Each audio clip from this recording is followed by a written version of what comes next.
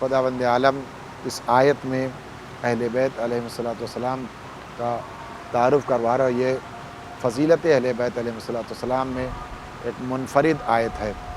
وہ لوگ جو جناب عیسیٰ کو خدا کا بیٹا مانتے تھے، اور وہ نصارہ جو اہل نجران، جن کو پیغمبر اسلام نے بارہا یہ سمجھایا کہ خداوند عالم ایک ایسی ذات ہے جو وحدہ لا شریک ہے، جو لم یلد ولم یولد کا مصداق ہے، نہ اس کو کسی نے جنا ہے، نہ اس سے کوئی چیز پیدا ہو سکتی ہے، وہ تمام چیزوں کا خالق و مالک ہے۔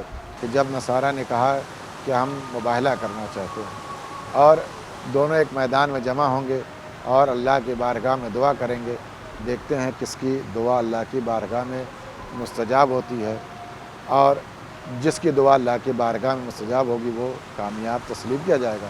پھر اس ہوا ثم نبتہل، نبتہل اسی سے مباہلہ ہے، نبتہل بحل سے ہے۔ بحل کسے کہتے ہیں؟